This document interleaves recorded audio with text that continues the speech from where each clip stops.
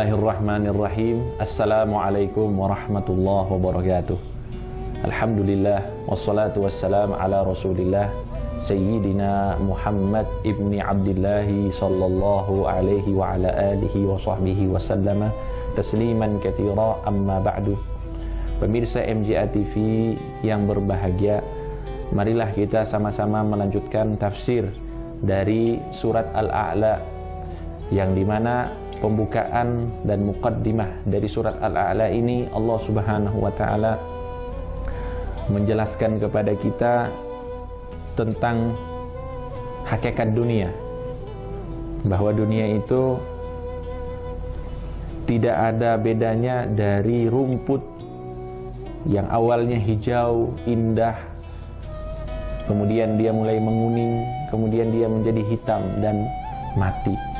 Maka seperti itulah dunia yang disebutkan oleh Allah Subhanahu wa ta'ala di dalam surat Al-A'la ini. Kemudian juga Allah Subhanahu wa ta'ala menjelaskan kepada kita bahwa semua yang ada di dunia ini, baik manusia ataupun yang lainnya, itu adalah ciptaan Allah yang diciptakan dengan sempurna. Dan ini Allah Subhanahu wa ta'ala juga menjelaskan kepada kita bahwa setiap dari makhluk termasuk manusia telah diarahkan oleh Allah Subhanahu wa ta'ala kepada ketentuan-ketentuan yang sudah diputuskan oleh Allah Subhanahu wa ta'ala. Apabila dia baik, maka akan diarahkan kepada yang baik, dan apabila dia buruk, maka dia akan diarahkan kepada yang buruk. Kemudian di sini Allah Subhanahu wa ta'ala melanjutkan di dalam firman-Nya, sanuqri'uka fala tansa illa ma syaa Allah.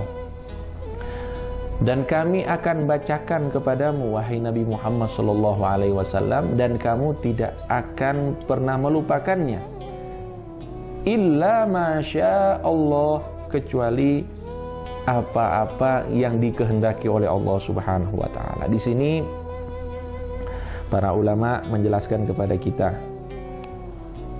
bahwa Allah Subhanahu wa ta'ala memberikan hidayah secara khusus kepada Nabi Muhammad sallallahu alaihi wasallam setelah Allah menjelaskan tentang pemberian hidayah secara umum kepada umatnya Nabi Muhammad sallallahu alaihi wasallam. Jadi kita semuanya itu akan diberikan hidayah oleh Allah Subhanahu wa taala, ya, hidayah Islam, hidayah beriman kepada Allah, beriman kepada Rasulullah, itu kita dapatkan. Tapi ada yang khusus diberikan oleh Allah kepada Nabi Muhammad sallallahu alaihi wasallam, yaitu di dalam ayat ini. Dan di sini Allah menerangkan bahwa Al-Quran itu akan dibacakan kepada Nabi Muhammad, dan Nabi Muhammad tidak akan pernah lupa. Di sini ulama menjelaskan kepada kita ada dua mukjizat yang diberikan oleh Allah kepada Nabi Muhammad SAW melalui ayat ini. Yang pertama, al-ikhbar minallahi bima yahsulu fil mustaqbal.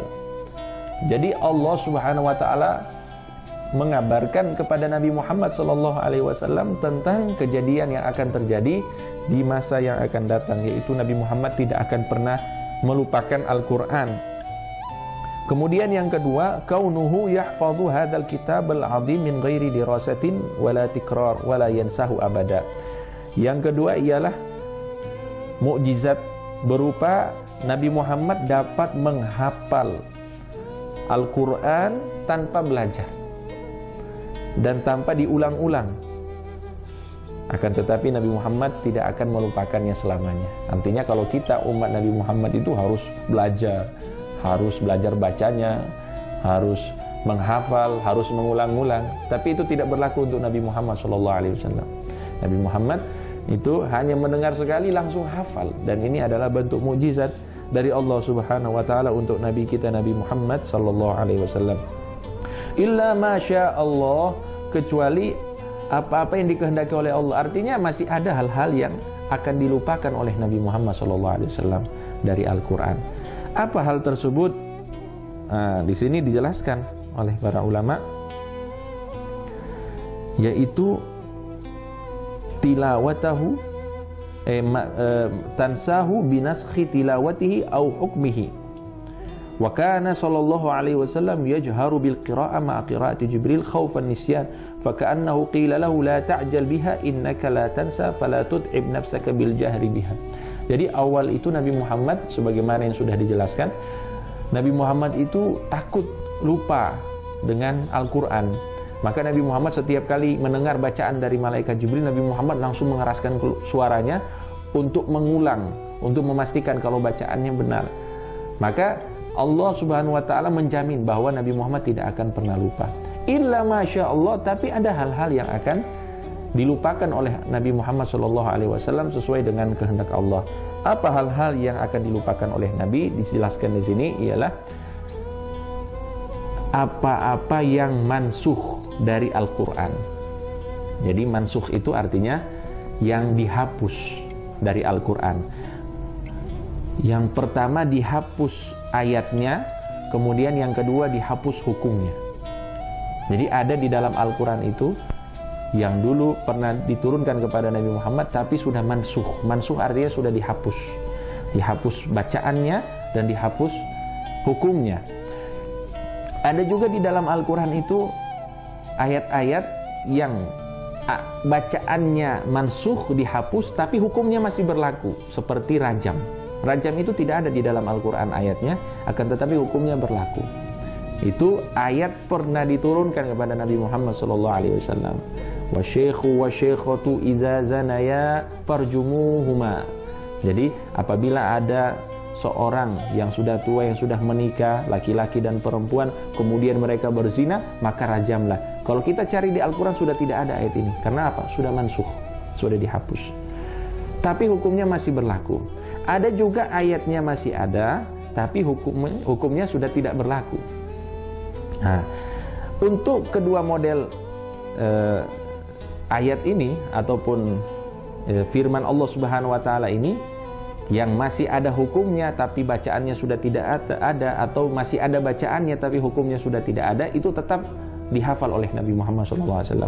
Yang dilupakan oleh Nabi ialah yang sudah tidak ada ayatnya dan juga sudah tidak ada hukumnya. Itulah yang akan dilupakan oleh Nabi Muhammad SAW. Nah, jadi Al-Quran itu telah dijamin oleh Allah Subhanahu wa taala untuk Nabi Muhammad SAW bahwa beliau Nabi Muhammad pasti akan menghafalnya. Innahu ya'lamul jahra wa ma yakhfa. Dan ini adalah pemberian alasan untuk Nabi Muhammad SAW bahwa Allah itu maha mengetahui apa-apa yang jelas dan apa-apa yang tersembunyi. Artinya kamu jangan takut wahai Nabi Muhammad SAW.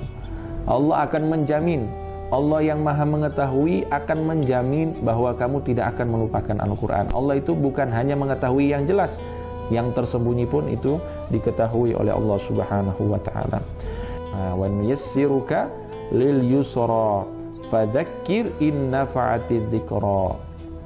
Nah, di sini Allah Subhanahu wa taala menjelaskan kepada kita bahwa Nabi Muhammad itu akan dimudahkan.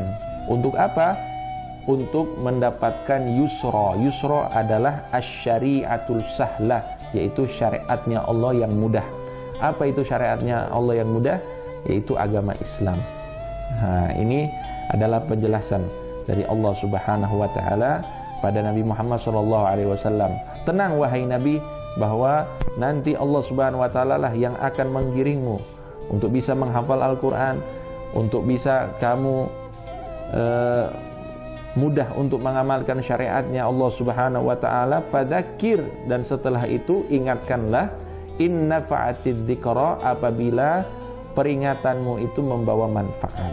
Nah, ini selanjutnya perintah untuk Nabi Muhammad sallallahu alaihi wasallam. Mudah-mudahan manfaat, dan insyaallah bisa kita lanjutkan di pertemuan selanjutnya. Wallahu taala alam. Sallallahu ala sayyidina Muhammadin wa ala alihi wa sahbihi wasallam. Walhamdulillahi rabbil alamin.